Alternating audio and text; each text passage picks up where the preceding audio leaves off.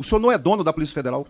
A Polícia Federal vai existir com ou sua existência. Polícia Federal bate recorde em apreensão de ativos financeiros. 2021, presidente Jair Bolsonaro. E aqui eu passaria a tarde inteira falando o que a Polícia Federal faz, fez e sempre fará.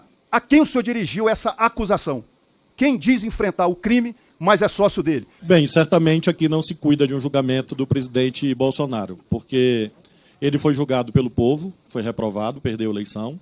Haverá o julgamento pelos tribunais e o julgamento por Deus. Então, realmente, não me cabe, nesse momento, dizer se o presidente Bolsonaro fez isso ou aquilo, porque ele responderá perante os tribunais. E eu respeito a independência do Poder Judiciário.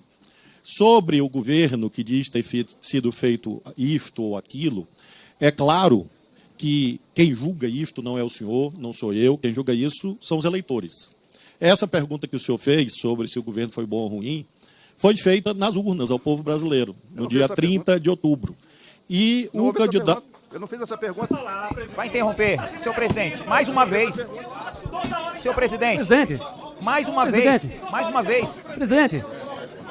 Isso é uma falta de respeito, esse comportamento, presidente. Os candidatos disputam a eleição e aí o povo julga. Houve o julgamento no dia 30 de outubro, o seu presidente perdeu a eleição.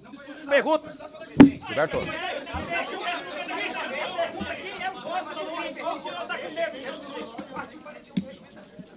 Senhor presidente, esses deputados, esse senhor aqui, cujo nome eu não sei, aquele outro ali, esses dois senhores aqui, não podem ficar aqui na comissão me agredindo, porque eu vim aqui e estou respondendo a todas as perguntas. Interromper o ministro. Ministro, por gentileza. Obrigado, presidente. Então, essas questões políticas do tal ou qual governo realmente não são cabíveis nesse momento. Haverá um momento de, em 2026, o senhor dizer tudo o que o senhor disse e a população apreciar e julgar novamente os políticos. Em relação a outras considerações sobre essa questão da política armamentista. Quando eu me refiro... Deputado, eu tenho 8 minutos para responder. Se o senhor se esperar, eu respondo ao senhor. Deputado Gilvan.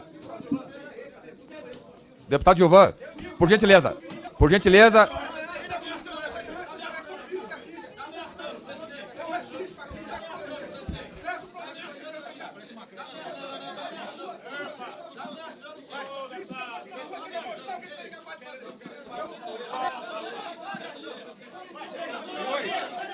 Senhores, por gentileza, sentem-se.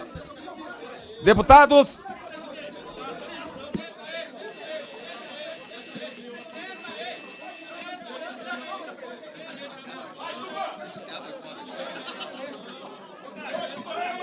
Senhores. Vamos mostrar minimamente educação. Eu estava lendo aqui o regimento e você é obrigado a usar o regimento para convidar os deputados que não querem participar a se retirarem.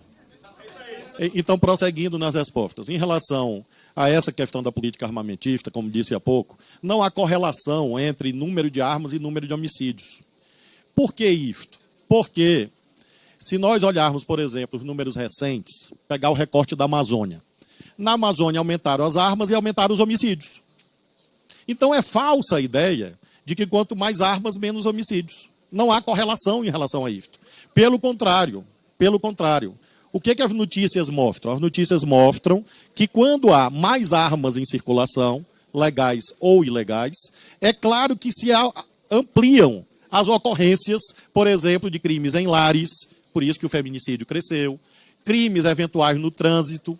Nós vimos recentemente aquela chacina no Mato Grosso, que é exemplificativa, em que uma simples controvérsia em torno de um jogo de sinuca, de dominó, se transformou numa chacina. E aí é uma questão lógica, derivada do artigo 13 do Código Penal. Causas.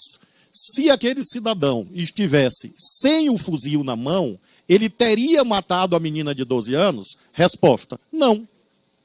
Basta ler o artigo 13 do Código Penal para entender isso, para não recorrer ao imperativo mesmo de lógica filosófica. Então, eu entendo que há pessoas que gostam de dar tiros. Mas eu prefiro armas, foi mencionado aqui, acho que pelo deputado Eduardo. Ele disse, a polícia está armada. Claro, é isso que nós defendemos. Nós defendemos que as armas estejam nas mãos certas. Alguns dos senhores aqui, ou vários, ou muitos, ou a maioria, são policiais. Claro que os policiais devem estar armados. Isso se chama monopólio do uso legítimo da força, que a gente não pode substituir por uma visão de faroeste. Porque a visão de faroeste, inclusive, além das telas do cinema, é praticada apenas em pouquíssimos países do mundo. Países, inclusive, que não são professores adequados para o Brasil.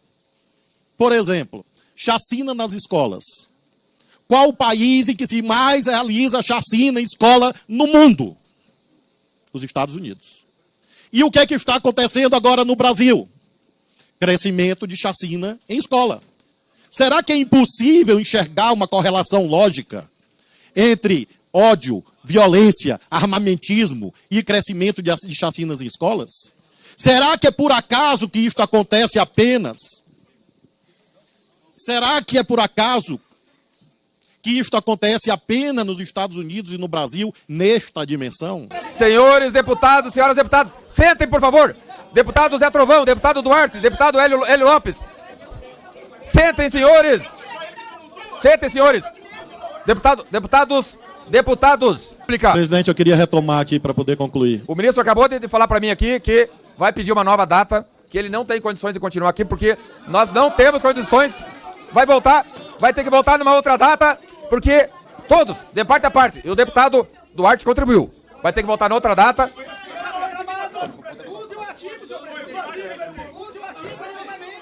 Senhores, está encerrada a sessão, nós vamos fazer uma nova convocação.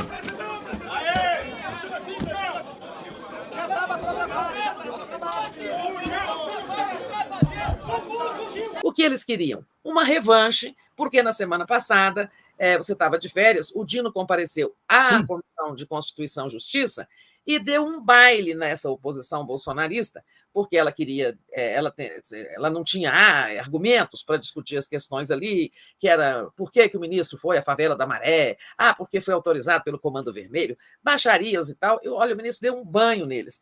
E saíram muito ridicularizados, inclusive, dessa reunião da CCJ, resolveram fazer hoje a vingança, né? A revanche. Então, era assim, o Dino não conseguia falar, agressões, xingamentos, interrupções e tal, até que o próprio presidente, que é até do PL, falou que ia encerrar a sessão, e o Dino também já se levantou, foi embora e fez lá até essa postagem no Twitter, dizendo que foi lamentável o episódio, falta de respeito, não só a ele, como a falta de respeito ao próprio legislativo, à própria dignidade da Casa Legislativa, uma baixaria sem fim. Enfim, tudo isso eu estou dizendo para concluir. O Congresso voltou também. Voltou, agora está todo mundo lá, tem coisas sendo resolvidas, mas a oposição também está muito agressiva.